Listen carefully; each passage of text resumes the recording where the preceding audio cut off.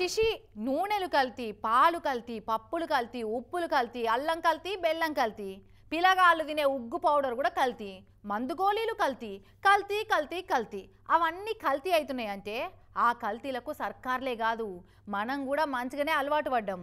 సిటీలనే పేరు పోయిన హోటళ్ళ కానుంచి ఫుట్పాత్ల మీద ఉండే ఫుడ్ స్టాళ్ళ వరకు అంతా కల్తీ మాలే. మనం అంతా పైసలు పెట్టి రోగాలు కొనుక్కునుడైతుంది. తెలంగాణలో ఫుడ్ కల్తీలా దేశంలో నెంబర్ 1 అనే పేరు పోయిందంటే పోదా మరి గిసోంటి కల్తీగాళ్ళు ఉన్నాక.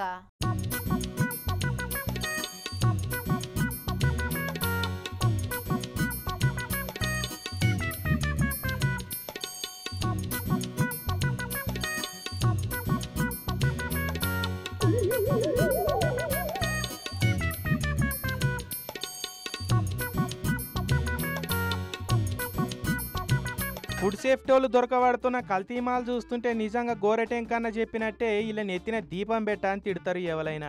ఫుడ్ సేఫ్టీ ఆఫీసర్లు సిటీలున్న స్వీట్ షాపులలో చెకింగులు చేస్తే అన్ని చేదు నిజాలు బయటపడ్డాయి.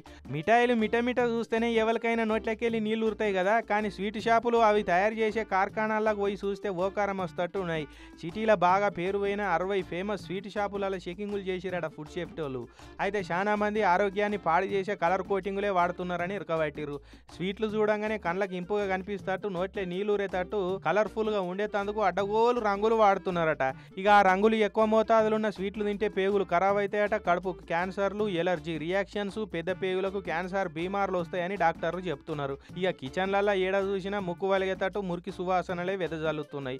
ఎలుకలు, బొద్దింకలు, పురుగులకు స్వర్గం లెక్కనే కంపుని ఇంపుగా ఉంచుకొని అందులోనే స్వీట్లు తయారు చేస్తున్నారట. ఇక చాలా షాపులలో శాంపిల్స్ తీసుకొని ల్యాబ్కు పంపిరు ఆఫీసర్లు. ఇక ఆ రిపోర్ట్ ప్రకారంగా స్వీట్ షాపుల లైసెన్సులు క్యాన్సిల్ చేసుడా, పబ్లిక్ ప్రాణాలతోటి చెలగాట మాడుతున్నారని క్రిమినల్ కేసులు పెట్టుడా, జుర్మానాలు వేసుడు, అసలు చర్యలు తీసుకునుడా అనేది చూస్తామంటున్నారు ఆఫీసర్లు. తుపాకీ పట్టుకొని వచ్చి బాంబులేసిపోయే టెర్రరిస్ట్ గాలే కాదు, పైసల కోసం కక్కుర్తి పడి మంది ఆరోగ్యాలు పాడయ్యేటట్టు మాలమ్మినోళ్ళు, తయారు చేసిన వాళ్ళు కూడా టెర్రరిస్ట్ గాల కంటే డేంజరే. ఆడు ఒక్కసారే ప్రాణం తీస్తే వీళ్ళు మెల్లమెల్లగా ప్రాణం తీస్తారు, అంతే తేడా అని మండిపడబట్టిరు ఇవన్నీ చూస్తున్న పబ్లిక్.